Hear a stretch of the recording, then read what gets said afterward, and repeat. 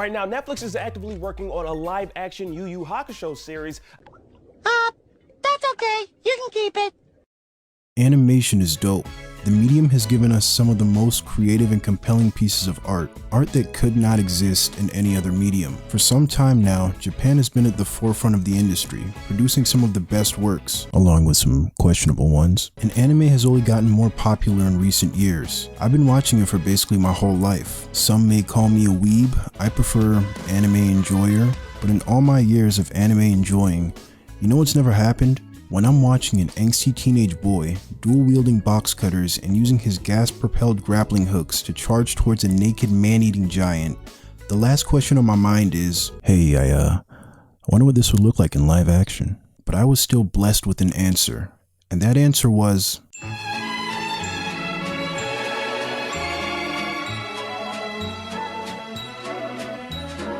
Back in 2020, the year that keeps on giving, Netflix announced that a live-action Yu Yu Hakusho series was in the works. I didn't think much of it, but I honestly should have known better than to call Netflix on their bluff, because they fully intended to deliver. And just a couple weeks ago, Netflix revealed the main cast for the upcoming series, and the images sent me into a Winter Soldier episode where I was forced to relive past war crimes against animation.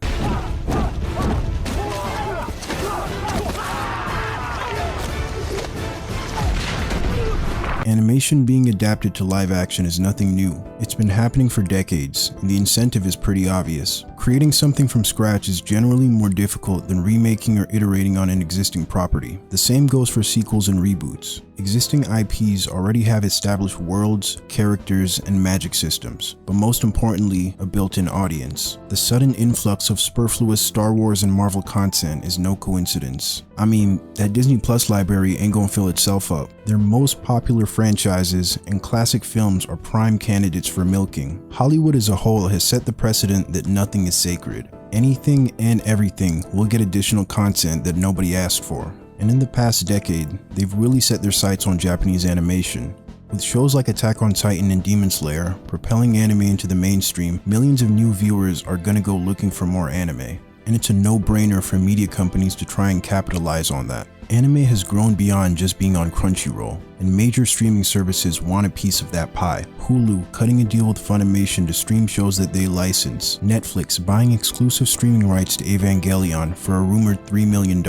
Even Amazon tried to step in with Anime Strike. Y'all remember that shit? Rest in peace. But Netflix in particular had another idea on how to capitalize on the anime craze. Relax, Light. You're asleep. You're asleep and you're dreaming of some 8-foot-tall, demon-looking motherfucker. Oh, yes.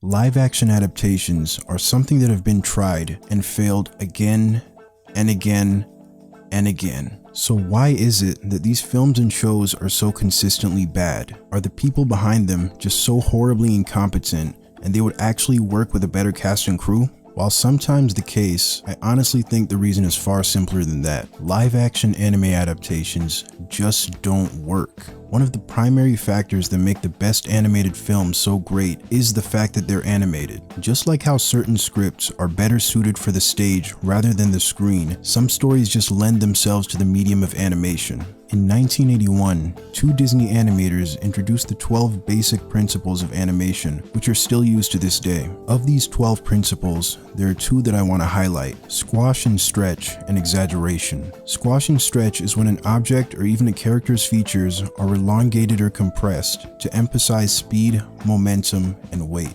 Exaggeration is when an expression or action is taken to the absolute limit to really sell you on it. These two principles are why you get freeze frames like this, and this. When people isolate these kinds of shots, then run off and go LMAO XD, his neck is literally broken, trash animation, L+ ratio, young boy better, they're kinda missing the point. Animation isn't meant to be viewed frame by frame, and these impossibly distorted in-betweens exist as just a single part of an entire motion. When played back in full, the scene has a sense of speed and fluidity that would be lost with more realistic movement. Prioritizing conveying the feeling and impact of a scene over adhering to realism works in animation because that in itself makes the scene feel more realistic. Anime fight scenes aren't bound to the same rules as real life, and when they try to choreograph a fight straight to live action, it just ends up looking like Ven y trata de golpearme si es que puedes. La clemencia es una opción que tú no tienes.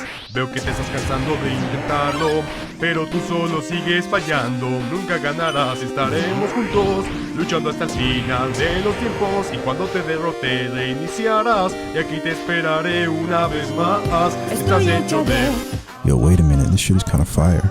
Anime characters can move like rubber, so you can imagine a story about a boy who is literally made of rubber is better suited to be adapted to animation and not real life. Meanwhile, a series of fantasy novels with a heavy focus on politics and a bit of soft magic lends itself to being adapted into a live-action drama series. Different stories, different mediums. Spider-Man Into the Spider-Verse's low frame rate animation and line work meant to emulate the style of comic books is only possible because it's animated. On the topic of comic books, because I know somebody's gonna bring it up, what about comic book movies? Look at the MCU, they can successfully adapt comics to the big screen, so why not anime? To which I say, American comics function very differently from manga, and as such, so do their adaptations. Manga tends to be created from the vision of a single author, who's usually also the artist. While they don't always start with an end in sight, they do eventually end, most of the time. Marvel and DC Comics, however, feature characters made decades ago that are regularly reimagined by different writers and artists, each with their own interpretations of the characters. Although they tend to have consistent narrative frames, they're not bound to any single continuity. What is and is not canon depends entirely on which universe you're talking about. To the vast majority of people,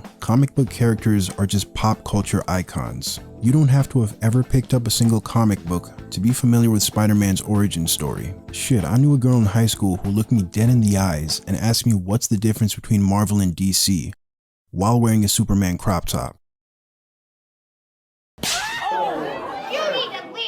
Comic characters differ from a character like, say, Naruto, who despite having no shortage of non-canon material, is still closely tied to a single continuous narrative. An industry built around continuously reimagining characters unsurprisingly works as material to be reimagined into live action. Also, the MCU still has to make major changes to make the characters transition smoothly, and this is very evident in the costume design. Superheroes wear some goofy ass shit, and episode 6 of WandaVision demonstrates just how weird it would look if the costumes were taken one for one from the comics. Character designs have to be altered and subdued, or the audience's suspension of disbelief goes out the window. They have to convince us that in the context of this world, people willingly dress like this. This concept seems to be something foreign to live-action anime, as the costumes usually come out looking like mediocre cosplay. Anime designs can get pretty outlandish, and any attempt to faithfully recreate them in real life results in a cast of colorful clowns. Regardless of how good any given actor is,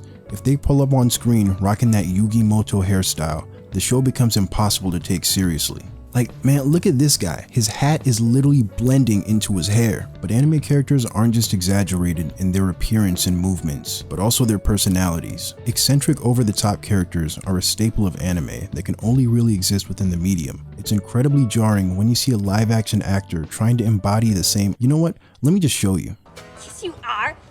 You're Spike, cowboy, bounty hunter for hire. Wake up! I have a job for you. We have to find Velazio before he does spooky bad things. For the more fantastical aspects of anime that can't be done in real life, they're made with CGI, which, if you weren't aware, is also a form of animation. So if you have to already rely so heavily on animation, why not go all the way and just let something be 100% animated? Look at the 2019, live action Lion King, an adaptation of an animated musical drama that doesn't feature a single human character. Elon Musk has yet to make good on his promise to make catgirls, so we don't quite have singing and dancing animals just yet.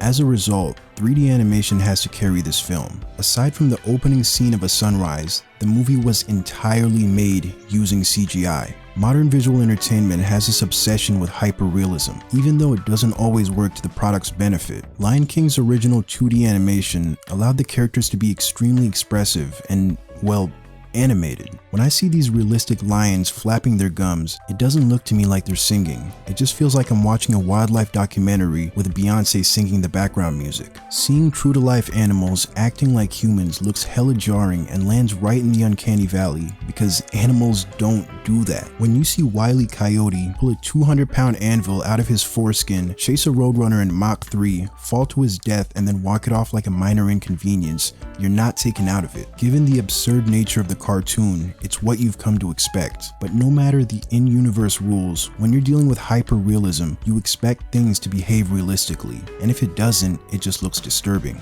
Some things just fundamentally cannot work in live action, but that doesn't mean that anime has no place in live action filmmaking. It's led to some of Hollywood's greatest movies, not through adaptation, but inspiration. The Matrix film series borrows heavily from Ghost in the Shell. Its themes, atmosphere, and aesthetic are all incredibly reminiscent of the 1995 film, yet The Matrix still remains distinct. Christopher Nolan's Inception draws from Satoshi Kon's Paprika. Another Kon film, Perfect Blue, inspired Darren Aronofsky's Black Swan and Requiem for a Dream. Guillermo del Toro's Pacific Rim pays homage to kaiju and mecha anime like Evangelion. All of these films make for better live-action anime than any direct adaptation. If you want a movie that more closely adheres to the source material, there's Edge of Tomorrow, which adapts the Japanese light novel All You Need Is Kill. Instead of adapting anime, an audiovisual medium, into another audiovisual medium, adapting a book inherently adds something new to the story. Since the novel didn't already have an anime, the studio was free to change up elements that wouldn't work in live action without any backlash. Good luck trying to make Zoro without bright green hair and not getting death threats from fans. Or good luck trying to give Zoro bright green hair without it looking completely ridiculous. Damned if you do, damned if you don't. Making live action anime will always be a losing battle because you can never please everybody, if anybody. The original anime will always be there, so another version of the story that removes it from the context of the art form it was designed for has a 1 in 1 chance of being worse. Cause like the old saying goes, if it ain't broke, don't fucking touch it, Netflix. I rest my case. See y'all in the next one.